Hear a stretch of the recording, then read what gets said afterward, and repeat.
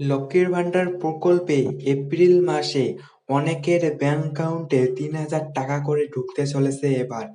ভোটের আগে অনেক উপভোক্তার ব্যাংক অ্যাকাউন্টে ৩,০০০ করে টাকা ঢুকতে চলেছে লক্ষ্মীর ভান্ডার প্রকল্পের। কারা এই লক্ষ্মীর ভান্ডার প্রকল্পে ৩,০০০ করে টাকা পেতে চলেছেন? কাদের কাদের অ্যাকাউন্টে এপ্রিল মাসে লক্ষ্মীর ভান্ডার প্রকল্পে ৩,০০০ টাকা ঢুকতে চলেছে? দেখুন, যাদের যাদের অ্যাকাউন্টে মার্চ মাসের পেমেন্ট আসেনি, অর্থাৎ পেমেন্ট আন্ডার প্রসেসিং এ রয়েছে বা কোনো সমস্যার জন্য আপনার টাকা আটকে আছে, তাদেরকে এপ্রিল মাসে আপনাদেরকে ৩,০০০ করে টাকা দেওয়া হবে। আপনাদেরকে মার্চ মাস এবং এপ্রিল মাস মিলিয়ে ৩,০০০ টাকা দেওয়া হবে। তো এইরকম আপডেট এই চ্যানেলে আসতেই থাকবে।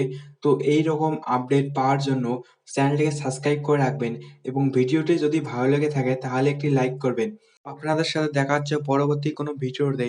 ততক্ষণ জন্য আপনারা সবাই ভালো থাকবেন।